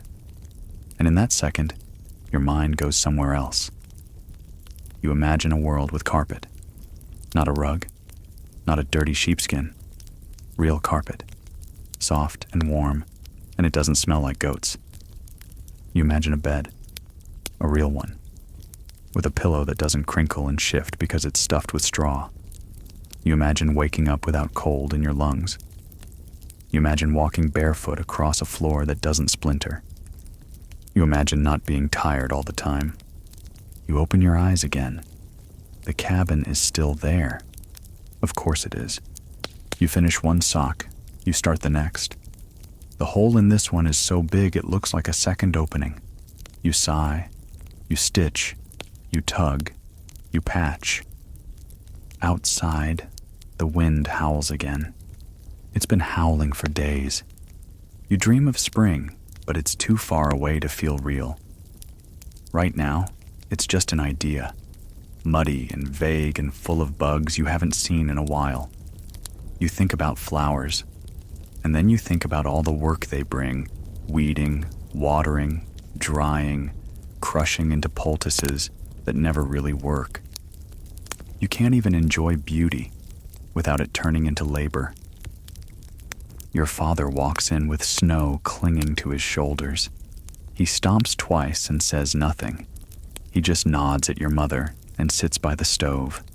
You glance at him. His face is red from windburn. His gloves are soaked. He pulls them off and reveals hands that look like tree bark, cracked, rough, and raw. You wonder if yours will look like that someday. You're already halfway there. A knock at the door breaks the silence. You jump. Everyone does. Because no one knocks. Not unless something's wrong. Your mother opens it, just a crack. Cold air rushes in, along with the voice of a neighbor asking if anyone's seen their dog. It's been missing since the storm. Your mother says no. They trade a few words. Something about tracks. Something about foxes. The door closes again. You sit back down and stare at your sock. You try not to think about the dog. Later, you're sent to the woodshed to fetch kindling. It's nearly dark by then, and the path is icy. You shuffle carefully, bucket in hand, boots barely gripping. You keep your head down, watching your step, watching the snow glitter under the dying light. The trees around you creak. You tell yourself they're just trees, just wind, just ordinary things being ordinary. The woodshed is cold. Everything is cold. You gather wood with hands that are too slow, too red. You brush off the snow. You load the bucket. You spill some. You reload it. Your breath hangs in the air like smoke. You blow on your fingers and curse softly under your breath. Words you're not supposed to say, but do anyway, because no one's out here to hear you. On the walk back, you look up. The sky is full of stars again. You don't know any of their names. No one taught you. You just know they're old, and far away, and probably warm. Back inside, the fire is waiting. So is the noise. So is the cabin and the baby, and the food that isn't food, and the bed that isn't soft, and the siblings who snore, and the cold that never truly leaves your bones. You put the wood down. You sit by the fire. You stretch your fingers out until they tingle with life again. You think, not for the first time, that you wouldn't wish this on anyone. Then you catch your mother looking at you. Not unkindly, just looking. Like she remembers what it was like to be your size. She doesn't say anything. She doesn't need to. Because this is life now. And it never asks if you're ready. It just keeps going. You spend the morning scraping soot from the inside of the stovepipe. It's one of those jobs that no one talks about until it's suddenly urgent, until the smoke won't draw properly, and the whole cabin fills with that dense, choking fog that sticks to the walls and settles in your throat. So you're up there, elbow deep in grime, holding a bent brush and coughing up little black clouds like a chimney sweep in a children's nightmare. Your hands are black. Your face is black. The only part of you that isn't covered in soot is the part that's too numb from the cold to register it. You don't ask why you had to do it. You already know, because you're small enough to reach inside the pipe, and because your older brother has a bad back, which mysteriously only flares up when work needs doing. So you scrub, you scrape, you pull out handfuls of black dust and flakes of charred creosote that fall onto your lap and somehow make their way down your shirt collar. You blink it out of your eyes. You sniffle. You finish the job without complaint, because you've learned that complaining doesn't save you. It just makes the job take longer. Afterward, your mother makes you wash up in a bowl of gray water that used to be clean but isn't anymore. You splash it over your face. You scrub your hands raw. You try not to look at how much dirt is left behind in the bowl, because then you'll have to wash that too. By noon, the cabin smells like cabbage and desperation. Lunch is boiled again. You eat with your head down, spoon scraping across a wooden bowl that's been yours since you were small enough to sit on someone's knee. Your siblings bicker across the table, but their voices sound far away. You're somewhere else, somewhere in your head, where the air is warm and your clothes fit, and your body doesn't ache just from existing. It's a fantasy, a little one, not even a detailed one, just warmth, just softness, just silence. Then someone spills their drink and jolts you back to reality. Milk soaks into your skirt. You jump. You mutter something. Your mother gives you a look that could snap a twig in half. You go quiet again. In the afternoon, you help repair the fence that keeps the goats from wandering off into the woods and never coming back. The ground is frozen. The hammer is cold in your hands. Your breath fogs up your vision. You hold the boards in place while your father pounds nails in at a crooked angle. You wonder why he never does it straight. You wonder why the nails always bend. You wonder why everything in your life feels like it was made out of scrap wood and stubbornness.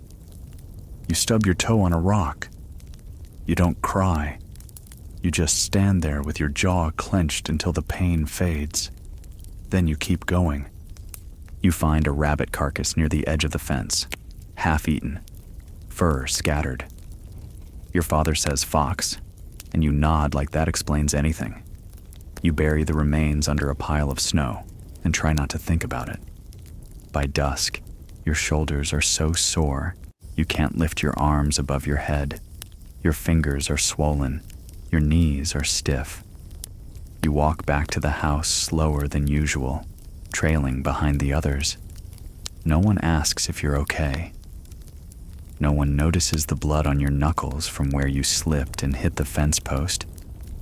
No one comments on how pale you look or how your boots are soaked through.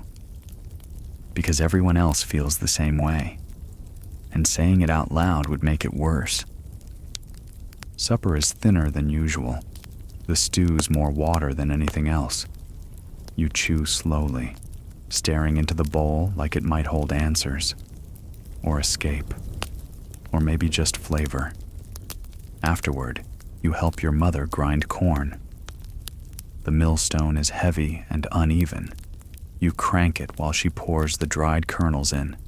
The sound is deafening, but you've heard it so many times now that your brain filters it out. Your arms shake. Your wrists throb. You keep going until the bowl underneath is full of coarse, yellow grit. Your reward is getting to sweep the floor afterward. You go to bed without talking. There's nothing left to say. The fire is low. The wind is high. Someone forgot to close the shutter all the way, and it knocks against the wall in time with the groaning of the beams above your head. You lie down on your side, curl your knees up, and tuck your hands under your chin to keep them warm. You think about other children, ones in books, the ones you heard about from a traveler once, the ones who have toys and tutors and cakes with sugar on top. The ones who have beds with curtains and birthday presents and Sunday clothes that aren't hand-me-downs patched 10 times over. You wonder if they ever cry at night, just because the weight of the day was too much. You wonder if they know what it's like to feel old while still having baby teeth. You close your eyes. You tell yourself tomorrow will be better. You don't believe it, but you say it anyway, because that's what keeps you going. That and stubbornness. That and spite. That and the tiny secret hope that one day, maybe, you'll wake up and someone else will carry the water bucket. It's Sunday, which is supposed to mean rest. A sacred pause in the eternal slog of your week. A day of spiritual renewal and quiet contemplation. At least, that's how it sounds when the preacher talks about it from the pulpit. Reading from a Bible so worn it looks like it's been through 4 floods and a war. But to you, Sunday mostly means one thing: discomfort. Everything about Sunday makes you uncomfortable. You wake up earlier than usual to get ready for church because it takes forever to scrub off the grime of the week. You don't even bathe daily. No one does. Not because you don't want to, but because you're not made of firewood and soap. Bathing is an ordeal. It involves heating the water, pouring it into the tin basin, and taking turns while everyone else pretends not to be in the room. You try to go fast, but you still hear footsteps. You still hear someone whispering, and the water is never clean by the time it's your turn. Today, it's freezing. The kind of cold that bites through your bones and makes your toes go stiff just from touching the floor. You strip off your nightclothes and grit your teeth while you dip the cloth into the water and scrub yourself down in short, panicked bursts. Your skin goes red, then numb. The air feels like knives. You wash your hair with lye soap that burns your eyes and leaves your scalp feeling like it's been sanded. You dry off with a towel that smells like wet bark. Then it's time to get dressed. And that's the worst part, because Sunday means best clothes, which are, of course, the most uncomfortable, least forgiving garments you own. You wear shoes that pinch, stockings that fall down no matter how tight you tie them, a shirt with buttons that don't match, and a collar that scrapes your neck like punishment. You get handed a wool coat that itches so bad you feel like your skin's crawling. Your mother smooths your hair down with wet fingers, spit, and judgment. She adjusts your collar with the tenderness of someone sanding a table. Then you line up outside for the walk, because you don't ride to church. Horses are for hauling things, not for sitting pretty in a saddle. So you walk 2 miles, in snow or mud or both. The wind blows straight through your clothes. You can feel your ears turning red, then blue. Your nose runs. You sniff constantly. You don't talk much because the wind steals the words right from your mouth. You trudge. Church is a small wooden building with a stove that never seems to be lit when you arrive. The pews are hard. The windows rattle. There's always a draft, even in summer. You sit next to your siblings and try not to fidget, which is impossible because your legs have already gone numb and the preacher's voice has the cadence of a lullaby read by a ghost. He talks about sin, about judgment, about fire and eternity. You try to pay attention, but your stomach growls and your mind drifts and your foot starts to tingle in the worst possible way. Then comes the kneeling on the wood. No cushion, no mercy. You kneel, you pray, you stand back up, you kneel again. Your knees scream, but you keep your face solemn because your mother's watching, and she'll know if you're faking. She always knows. Afterward, there's small talk. grown-ups exchange gossip under the guise of fellowship. Who's sick? Who's missing? Who's courting who and pretending otherwise? You shuffle your feet and try not to be noticed, because the last thing you want is to be dragged into conversation with an adult who smells like onions and wants to know if you've found the Lord yet. Then comes the walk back, just as long, just as cold. And when you get home, the day isn't over. It's never over. You help prepare the big Sunday meal, which means boiling everything that was too precious to waste during the week. You peel potatoes until your fingers prune. You mash things that don't want to be mashed. You get flour in your hair. You get yelled at for spilling gravy that didn't have much flavor anyway. Then you eat. And for a minute, just a minute, you actually enjoy something. The bread is warm. The meat is salty. The butter is soft. Everyone is quiet because their mouths are full. And for once, the room feels kind of safe. Kind of human. But it doesn't last.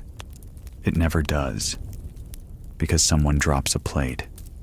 Because the baby cries. Because someone says something they shouldn't have said, and your father stands up a little too fast and the whole table goes quiet in that sharp, brittle way that makes your stomach knot up like it's expecting a blow. You clean up without being asked. You always do. You scrape scraps into the slop bucket. You wash dishes in lukewarm water that cools too fast. You sweep under the table and find a spoon you didn't know you dropped earlier. You dry your hands on your apron, even though it's already damp. By evening, your face is tired. Not your eyes, your whole face. Your jaw from holding it shut. Your cheeks from fake smiles. Your forehead from frowning at nothing. You sit by the fire and stare into it, not because it's interesting, but because it doesn't ask anything of you.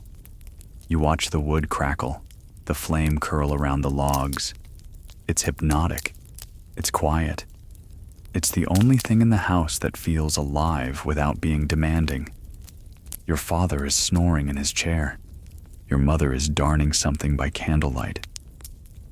Your siblings are scattered around the floor like worn-out dolls, and you're just there, a child with no time to be a child, a soul halfway worn through, a heartbeat trying to convince itself that next week will be easier. It won't, but you'll keep going anyway, because there is no other option. By now, your bones creak louder than the floorboards. You've stopped thinking about time in hours or days and started measuring life in chores. There's before the wash and after the wash. Before hauling water and after hauling water. Before you spilled the molasses and after your mother's expression rearranged your molecules. This morning starts like most of them do, with your face pressed into a scratchy pillow that smells like smoke and drool, and the realization that yes, you're still here. You're still alive. You're still a child in a time period that absolutely has it out for you. Your eyes open before the sun is fully up, and you're already behind. You can feel it in your chest. That slow churn of dread. That tiny, exhausted voice inside your ribs that whispers, "You're late," even if you're not. You move like someone 3 times your age. You swing your legs out from under the quilt and brace yourself for impact. Because the floor is cold, the room is colder, and your clothes are exactly where you left them, hanging by the stove, still damp from yesterday. Because nothing ever truly dries around here. Today is laundry day, which sounds like something adults do. But no, this is 1800s laundry day, which means the whole family gets drafted and you're on the front lines. It starts with hauling the water, buckets and buckets of it from the pump out back, icy and heavy and sloshing all over your boots, no matter how careful you are. Then it's time to heat it. Big kettles over open flames. You stir and stir and stir, feeling your eyebrows curl in the heat and your back spasm in protest. Then comes the soap. Sharp, gritty lye soap that burns your hands raw if you scrub too hard. You dunk the clothes, you swirl them in the boiling water, and you beat them against the washboard like you're trying to exorcise demons from them. And they still don't smell clean. They just smell like warm dirt instead of cold dirt. Your fingers go numb. Your wrists ache. Your knuckles split open. But you don't even notice right away because the water is too hot and your brain is too tired. Then there's ringing. Oh, the ringing. You twist shirts until your shoulders pop. You wring stockings until they snap like wet ropes. Your little brother cries because he dropped a sock in the mud, and your mother shouts because she just scrubbed that one. You think about running away, briefly. You think about grabbing a handful of clean shirts and heading for the horizon. But then you remember the horizon is 10 miles of icy prairie, and you've only got one good shoe. So you stay. You hang the wet clothes outside on the line. They freeze before they dry. They flap like flags made of regret. Later, you'll bring them back in and hang them above the stove, where they'll drip on your head while you try to do arithmetic. But that's future you's problem. After laundry comes lessons, because yes, you still have to learn things. No, there's no school building. No, there's no teacher with a chalkboard and a cardigan and a soft voice that tells you good job when you spell something right. There's just your mother, a worn-out Bible, a sliver of chalk, and a plank of wood leaning against the wall that sometimes serves as a desk and sometimes as firewood when things get desperate. You copy letters until your hand cramps. You spell agriculture 3 times and still mess it up. You get quizzed on Bible verses that don't make sense, but are important anyway. You pretend you're listening when she explains multiplication, but really, you're counting the cracks in the wall and wondering how many it would take before the cabin falls down completely. Outside, the wind picks up. You hear the clothesline snap. A shirt goes flying into the yard, like it's trying to escape. You envy it. You eat a cold biscuit for lunch. You think it used to be warm. You think it used to be soft. You gnaw on it until your teeth ache and your jaw clicks. You swallow it dry because the water bucket is empty again and no one's volunteered to refill it. So you do. Of course you do. Because that's your role here. You're not the oldest. You're not the youngest. You're the dependable one. The do it without being asked one. The how come you never complain one. But inside, inside, you're a hurricane. By the time the sun starts to sink behind the trees, your body feels like it's been chewed up and spit out by the entire 19th century. You lean against the side of the cabin and watch the sky change colors. Gold, then orange, then pink, then gray. Always gray. You try to feel something. You try to feel wonder. But all you feel is tired. Someone calls your name. You go back inside. You help set the table. You ladle out stew that tastes like the inside of a damp root cellar. You chew. You swallow. You don't taste. The candle flickers. Your sister sneezes into the beans. You eat them anyway. Because there's no backup meal. There's no frozen pizza waiting in the icebox. There's no icebox. After dinner, your mother reads aloud while darning a sock. The baby crawls across the floor like a slightly sticky potato. Your father nods off in his chair. You sit by the fire with your hands in your lap, thinking about tomorrow, already dreading it. And then, blessedly, it's time for bed. You climb into your spot on the shared mattress and curl up around your own body like a question mark. You tug the blanket up. You hold your breath when your brother rolls over and flings his arm across your neck. You consider pushing him onto the floor. You don't. You're too tired. You stare at the ceiling until it disappears, and then you fall asleep, still hungry, still cold, still wondering if this is all there is. The wind sounds different this morning. Less like wind and more like something angry pushing against the cabin. It shrieks across the chimney and rattles the shutters so hard you think the glass will pop out. You bury your head under the quilt and pretend not to notice, but your mother's footsteps are already on the floor, already moving with that rhythm that means something broke, something spilled, something needs fixing. You hear her murmur something sharp under her breath, and then the slam of the back door. Cold air rushes in. You shiver even deeper into your corner of the mattress, wishing you were invisible. But you're not. And you know what's coming. Because when a storm hits, whether it's snow, sleet, or wind that blows the shed door clean off its hinges, it becomes your storm too.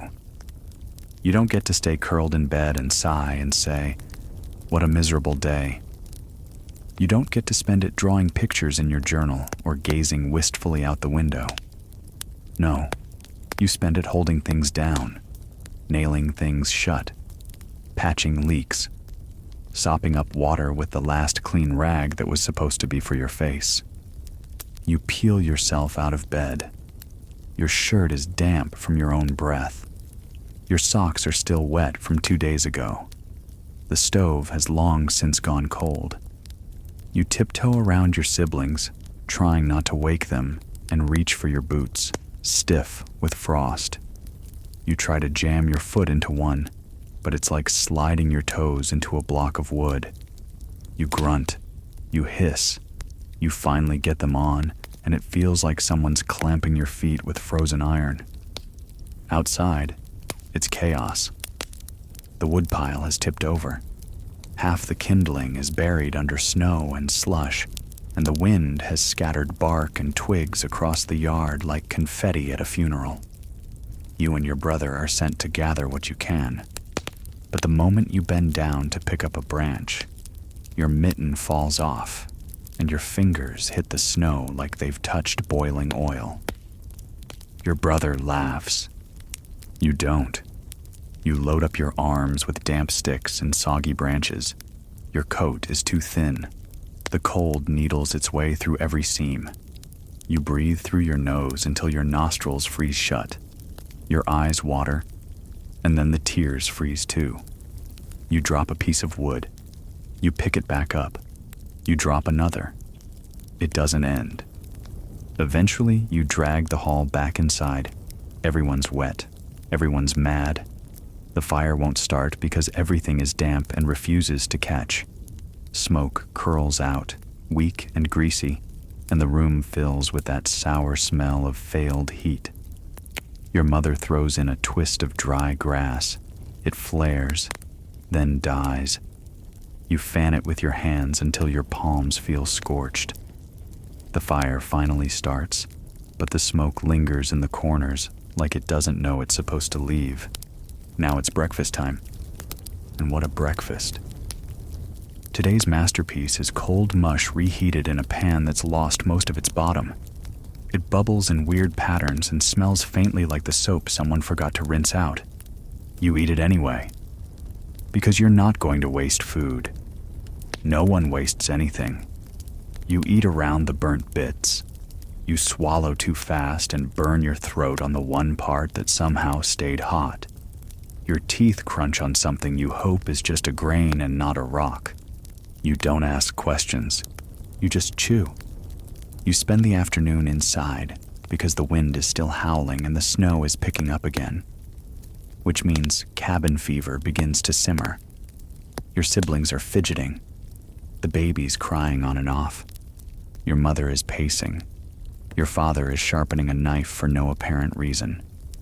You sit in the corner pretending to whittle a piece of wood, but mostly you're just carving aimlessly, trying to keep your hands busy and your thoughts slow. By mid-afternoon, the walls feel too close. The floor creaks louder. Your little brother is singing the same line of a hymn over and over. You've asked him to stop 3 times. He hasn't, so you snap. You yell. He cries. Your mother glares. Your father mutters something about respect and then sends you both outside to get some air, as if that's a reasonable punishment when the wind is fast enough to rip bark off trees. So you go. You stand on the porch and let the snow pelt your face. You cross your arms. You say nothing. Your brother sniffles beside you. You both look at the barn. You both look at the sky. You say, "I hate this place." He doesn't argue. When you finally get let back inside, your ears are red and your fingers don't work. Your mother puts you to work sewing up a tear in the quilt. The thread is coarse, the needle dull. You jab your thumb 3 times before you even make 1 clean stitch. Your hands are trembling too much to hold the fabric steady. Supper is thinner than usual. Again, you hear your father mutter something about needing to trap more rabbits. You offer to help. He says no. You're too small. You're not ready. You stare at your bowl and try not to be angry. But you are. You're tired of being useful, but not important. You're tired of doing everything and still being told you don't count. You clean your dish. You sweep the floor. You tuck the baby in. You feed the fire. You sit on the stool by the door and wait for someone to say, "Good night." But no one does.